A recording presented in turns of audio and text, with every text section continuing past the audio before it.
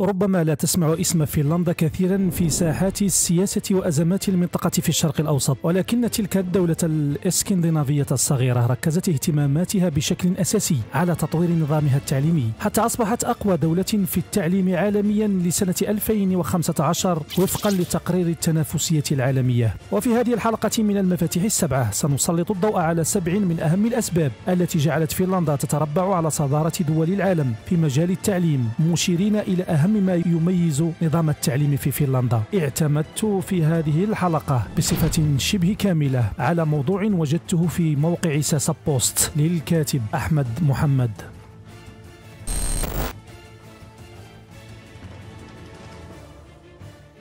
هذا يحتاج 150 سنة من ترسيخ احترام التعليم ومهنة التدريس. هكذا أجاب وزير التعليم السابق في فنلندا عندما طلب منه أحد المذيعين إجابة في جملة واحدة تلخص سر التميز الفنلندي في مجال التعليم تنصح بها السلطات في دولة بورتوريكو. فالفخر والاحترام للتعليم والتعلم والمعلم في فنلندا يعدان من الجوانب الأساسية للثقافة الفنلندية، فقد بنت فنلندا هويتها القومية منذ القرن ال19 من خلال الاستثمار في التعليم للجميع. وعندما حققت استقلالها كان الهدف الأساسي هو تطوير التعليم بشكل أكبر. يتم اختيار المدرسين بعناية شديدة، فلا بد أن يكونوا ذوي كفاءة عالية وحماس شديد وشغف ملحوظ بالمهنة وبالرغبة في مساعدة الآخر. فلا يكفي أن يكون المدرس حاصلا على شهادة البكالوريوس أو الليسانس حتى يتمكن من شغل وظيفة مدرس، ولكن لا بد أن يكون حاصلا على درجة الماجستير، ويتم قبول 11% فقط من المتقدمين لشغل وظيفة المعلم. وهذا يضمن أن المتقدمين الموهوبين والأكثر حماسة فقط هم من يستحقون تلك الوظيفة.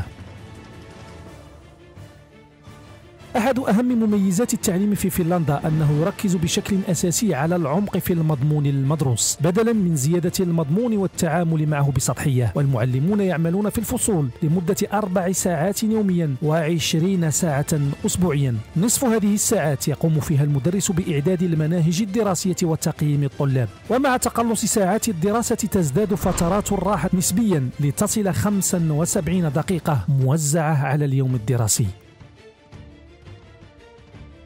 لا تترك الطفل بالخلف. كان هذا الشعار معتمدا في المدارس الفنلندية قبل فترة طويلة، قبل أن يصبح بدوره شهيرا في الولايات المتحدة الأمريكية. ويعتمد ذلك الشعار الذي تحول إلى واقع في فنلندا على تصعيد المستوى التعليمي للأطفال المتأخرين دراسيا وعدم عزل الطلاب وفقا لمستواهم التعليمي حتى يصلوا إلى المستوى التعليمي المتوسط والسائد بين زملائهم، من خلال مساعدة المعلمين لهم وإعطائهم اهتماما أكبر كي يتلقى هؤلاء الأطفال الدعم اللازم لتخطي الصعوبات واللحاق بزملائهم. وهناك 30% من الطلاب الفنلنديين يتلقون مساعدة إضافية خلال أول سنوات في التعليم الأساسي. وكل هذه العوامل جعلت فنلندا تمتلك أصغر فجوة بين الطلاب الأقوى والأضعف في مستوياتهم التعليمية على مستوى العالم قاطبة، وفقا لدراسة أجرتها مؤسسة التعاون الاقتصادي والتنمية.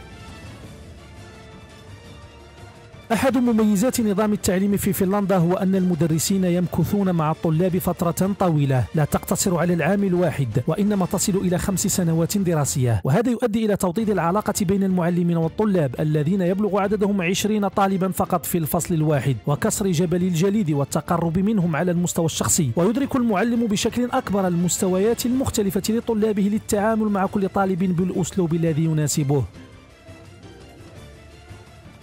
المساواة هي الكلمة الأكثر أهمية في التعليم الفنلندي. تتفق جميع الأحزاب السياسية الفنلندية من اليمين واليسار على ذلك. هكذا يؤكد رئيس الاتحاد الفنلندي للمعلمين، وهذا التصريح لا يأتي من فراغ، وإنما بني على أساس من التكافؤ في الفرص والعدالة والمساواة المترسخة في نظام التعليم في فنلندا، تجعل من الطلاب الفنلنديين سواء كانوا في مناطق ريفية أو حضارية، فقيرة كانت أو غنية، تجعل من فرصهم في جودة جودة التعليم متساوية. ذلك النظام الذي يمنع المدارس في فنلندا من أن تتحول إلى بيزنس وأعمال تجارية خاصة، كما أنها تبتعد أيضا عن الأدلجة السياسية أو الطبقية، لأن كل المدارس في فنلندا تمول شعبيا من المال العام، ويتم توزيع المال بالتساوي على كل المدارس إلى حد كبير، كما أنه لا يوجد تصنيفات وترتيبات ومنافسة بين المدارس، فجميعها تعمل وفقا لأهداف قومية واحدة.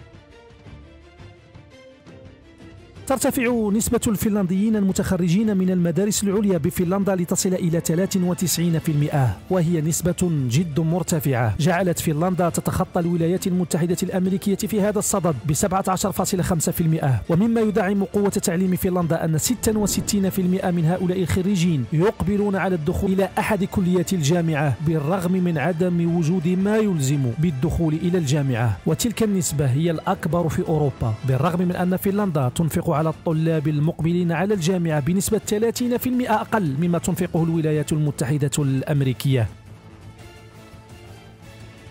لن تشاهد في فنلندا رجل أمن يجري بالهراوة وراء رجل التعليم، ولن تشاهد دماء نساء ورجال الوزرة البيضاء تسيل على الإسفلت. صاحب المفاتيح السبعة يحييكم، وإلى اللقاء. مصادر الحلقة تجدونها أسفل الفيديو.